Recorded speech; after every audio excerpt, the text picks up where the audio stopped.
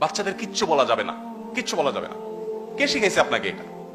পশ্চিমারা শিখাইছে আর অন্ধের মতো নিয়ে নিচ্ছেন? বাচ্চাদেরকে বলবেন, বকা দিবেন, শাসন করবেন, অবশ্যই শরিয়ার সীমানা আছে। ইসলাম একজন মুসলিম হিসাবে আমাদের জন্য শরিয়ার সীমানা দিয়ে দিয়েছে। চাইলেই আমি তাকে প্রহার করব, টর্চার হওয়ার মতো কাজ করবো, সেই ইসলাম সে অধিকার আমাকে দেয় নাই।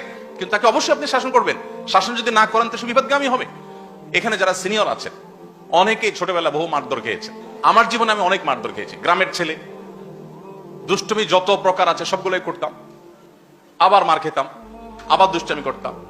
কিন্তু এই শাসনটা যদি না থাকতো তো আমার বিশ্বাস যে আমি আমার ট্র্যাকে আমি টিকতে পারতাম না।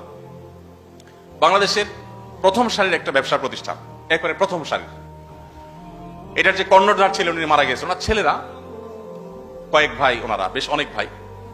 দু একটা প্রোগ্রামে সবার সাথে মিট করার সুযোগ আমার হয়েছে। আর দু একজন আছেন যাদের সাথে খুব পার্সোনাল লেভেলে ভালো সম্পর্ক। আমাকে বলেন যে ভাই, আব্বা ফজর নামাজের সময়